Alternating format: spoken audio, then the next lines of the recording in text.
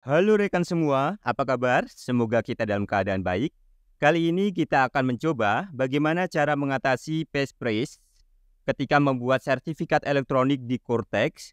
Error format pola tidak valid meskipun kita sudah memasukkan passphrase yang benar.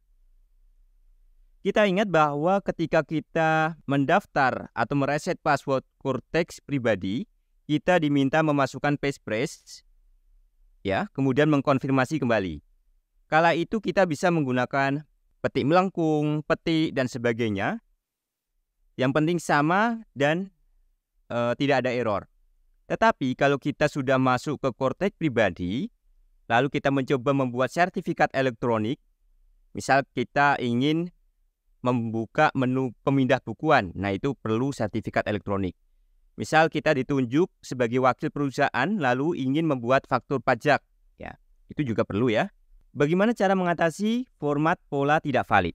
Ya, tampilannya seperti ini. Ini adalah contoh, ada petik di sini, kemudian ini pas 1, 2, 3 demo saat daftar Cortex seperti itu ya. Ini hanya sampel, bukan real ya. Nah, di sini ada petik di depan dan meskipun sama persis, meskipun sama dengan ketika mendaftar di Cortex pertama kali sebagai Cortex pribadi, tetap format pola tidak valid. Ayo kita coba, kita masuk ke Cortex pribadi, kemudian kita klik menu portal saya. Misalkan kita ingin meminta kode otorisasi atau sertifikat elektronik, kita klik di sini. Setelah kita klik, kita akan dibawa ke halaman permintaan kode otorisasi atau sertifikat elektronik.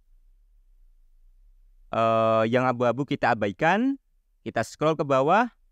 Nah, ke bagian rincian sertifikat elektronik, kita pilih jenis sertifikat elektronik kode otorisasi DCP ya. Meskipun sebenarnya kita bisa memilih sertifikat elektronik yang lain, misalkan privy.id, tetapi kalau kita ingin menggunakan kode otorisasi DCP, kita bisa pilih menu ini. Ketika kita memilih kode otorisasi DCP, maka dua bidang akan muncul, passphrase dan ulangi passphrase. Ketika kita masukkan passphrase kita yang kita gunakan saat mendaftar pertama kali, terkadang meskipun benar, tetap error format pola tidak valid. Misalkan ada petik, melengkung, ada petik, dan sebagainya. Contoh seperti ini, nanti hasilnya adalah format pola tidak valid. Kalau error seperti ini, tentu kita tidak bisa melanjutkan membuat sertifikat elektronik, padahal kita perlu. Maka solusinya adalah, ketika Mimin mengalami ini dan tanya ke KPP, ternyata passphrase dan ulangi passphrase ini kita bisa buat baru. Bisa membuat baru berbeda dengan ketika kita mendaftar Cortex pribadi pertama kali. Oke, jadi kita masukkan saja di sini, misalkan seperti ini ya. Syaratnya minimal 1 huruf besar, 1 huruf kecil, kemudian ada angka. Kalau kita ingin simbol, hindari petik melengkung karena sulit dicari di keyboard ya.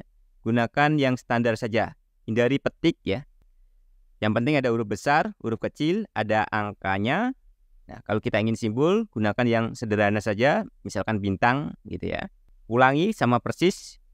Dua bidang ini tidak wajib sama dengan passphrase yang kita buat ketika mendaftar Cortex pribadi ya. Jadi jika kita mengalami kasus seperti tadi, ketika mendaftar Cortex, kita memasukkan passphrase dengan misalkan petik melengkung dan tidak error.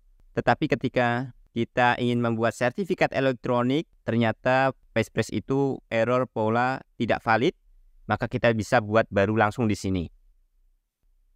Menurut pengalaman Mimin, ini berhasil mengatasi masalah. Sertifikat elektroniknya jadi, Mimin sudah bisa mengakses pemindah bukuan, bisa mengakses fitur-fitur lain yang memerlukan sertifikat elektronik, seperti ketika membuat faktur pajak di suatu perusahaan yang menunjuk kita sebagai wakil.